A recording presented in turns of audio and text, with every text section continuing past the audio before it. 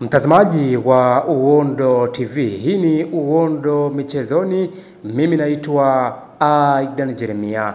Akizungumza na waandishi wa habari Ali Shabani Kamwe ambaye ni meneja wa habari na mawasiliano ndani ya klabu ya Yanga, leo tarehe 5 mwezi wa 6 2025, ameelezea sakata la tiketi kama wenyeji wa mchezo. Katika hatua nyingine, Ali Shabani Kamwe amegusia swala la kutocheza mchezo wa dabi ya Kariakoo, yani Yanga Sports Club dhidi ya Simba Sports Club, mchezo ambao umepangiwa na bodi ya ligi kucheza tarehe 15 mwezi wa 6 2025 katika uwanja wa Benjamin William Mkapa jijini Dar es Salaam.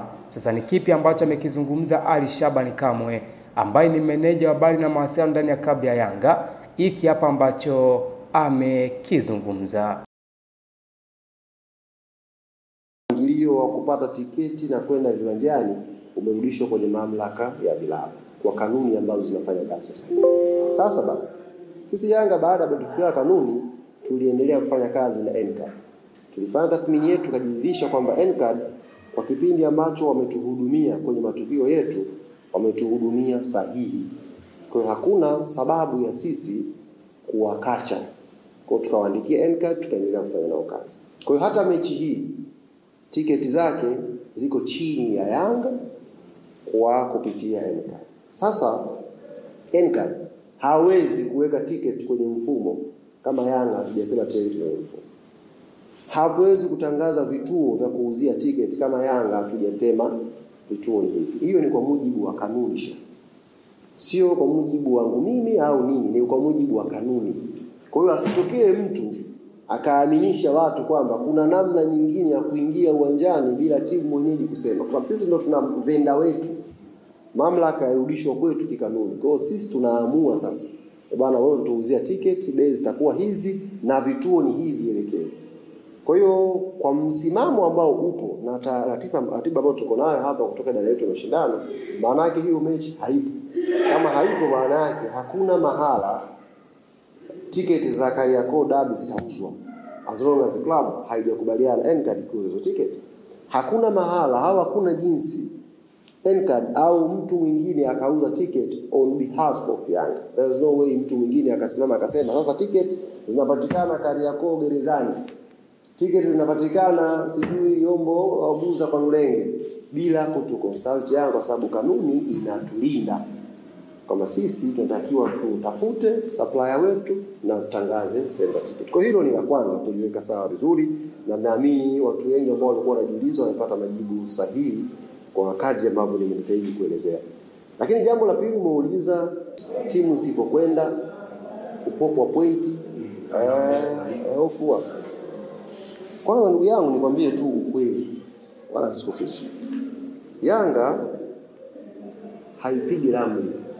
Sisi hatupigi ramli kujua kesho kuna nini.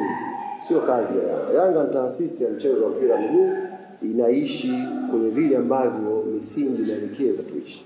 Kwa hiyo hatupigi ramli. Mimi sijui nini kitatokea kesho. Sijui kwamba itakuwaje, watakwenda, sijui what will happen. Lakini kitu cha uhakika, kitu cha uhakika ambacho naweza kukuthibitishia ndugu yangu, Yanga Afrika ina point 73 sasa hivi kwenye msimamo wa ligi. Na ndio inaongoza ligi. Hizi point 73 ni pointi ambazo zimepatikana kwa nguvu kubwa. Watu wamewekeza pesa, watu wamewekeza muda, watu wamewekeza jasho lao, na ikibidi nyinyi wote ni mashuhuda. Ziko safari mashabiki wanasafiri kwenda kuisupport timu yao kwenye mikoa tofauti tofauti, wanapata matatizo njiani. Wako watu wamepoteza uhai wao kwa ajili ya kuzitafuta pointi 3 za klabu yao. Kwa hiyo hizi pointi 73 Yanga wanazipata, msifikiri ni kwamba imetokea tu out from nowhere na mtu anaweza kuamua tu kama mtu anaweza kuchukua. Unajua ushapita barabarani ukakuta jiwe ukalichukua ukalirusha na ukaendelea na shughuli zako. Sio hivyo. Yaani uweze kutoa pointi za Yanga zimekaa hapo ukachukua wewe ukaziondosha. Hapana. Lazima misingi, taratibu, miongozo yote ipitiwe. Thamani ya pointi moja ambayo Yanga iko nayo sio yenyewe pointi 3 sijui 15. Thamani ya pointi moja ya Yanga kwenye msimamo wa ligi, thamani yake imehusisha fedha, imehusisha muda, imehusisha jasho, imehusisha damu, imehusisha pia mpaka uhai wa watu kuzipambania hizo pointi. Thamani ya pointi moja. Mtu ameacha sa familia yake, amesafiri, amekwenda kutafuta matokeo. Sio jambo rahisi ukafikiri kwamba kata hapo weka hapa, kata hapo weka hapa. Hapana. Lazima sisi kama taasisi tupate clarification iliyonyooka. Sio kupunguza point, hata nusu point. Kama Yanga na 73, sasa awe na 72 na nusu. Hiyo nusu inabidi uitolee maelezo ya kutosha na yazingatie miongozo ambao tuko nayo. Kwa nini umepunguza hiyo point, nusu point ya Yanga? Kwa hilo ni kutoe mashaka. Japo mimi sijakwambia hili kwa sababu napiga ramu. Nimekwambia kwa hiyo kusema kama mna hofu mtakata point, tunaweza kukata point, yes, kama kanuni, miongozo, taratibu inayotuongoza ikisimamia haki na sisi kaonekana kweli tumepindisha hiyo haki, tunaweza kuadhibiwa. Lakini hivi tu shekhe, macho kuona panga ndugu yangu, pointi za Yanga ni pointi ngumu, asikudanganye mtu. Pointi za Yanga ni ngumu, zimetafutwa kwa ugumu na kutolewa pia zitatolewa kwa kufuata misingi ya kanuni. Ndio watu kasema tusipige ramli, wewe kuwa na subira. Sisi hatutambui hiyo mechi kwa mujibu wa ratiba tuliyokuwa nayo.